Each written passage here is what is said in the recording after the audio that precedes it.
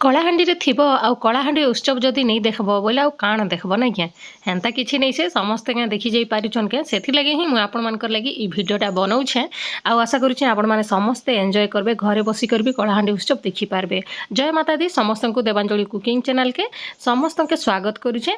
सांग माने आमर कलाहांडी उत्सवटा स्टार्ट है 14 रु 18 पर्यंत गोटे दिन एक्सट्रा इथर है जेहेतु मुख्यमंत्री आसबार थिला तो एक्सट्रा लगी है देखिपे केते बढ़िया बढ़िया दुकान माने होइचे माने जहाँ भी घर करना जिनिस आपण एथरु पाई पारबे आउ बहुत कम रेट रे भी बेसी भी रेट नाई आउ बहुत बढ़िया बढ़िया जिनिस घर सजावार लगी भी बहुत बढ़िया बढ़िया जिनिस आइछे। मु तो देखि कर केनटा नेबी बोली पूरा कंफ्यूज ही गली।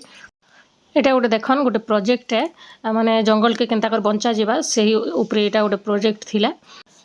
आमे दिन बेला ही जाइथिलु दिन बेला जाइकर किणाकुणी कले एका सुविधा हेसी राति तो बहुत भीड़ रही माने किछि भी किणी आपण नहीं पारन तो जदि किणाकुणी करबार अछि बोले दिन बेला ही जिवे आउ संध्या समय बहुत भीड़ रोचे से लगी आमे दिन बेला जाइकर एटा किणाकुणी सब कलु।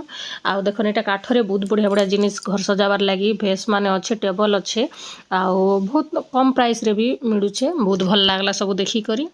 तापर आम टे धूपकाठी आणलु बहुत बढ़िया स्मेल अच्छे आ घर के आसिक मुझे लगाली भी बहुत बढ़िया स्मेल लगला आउ से लगी आम कि तार अतर भी किसी किणलु आ सबू एमती बुलाबुली कर किसी जिनिस किणिक चाउमिन टे लास्ट के खाई कर सब पलि आसलु। आशा करूँ भिडियोटी आपण मैंने एंजॉय करथिबे। Thank you for watching.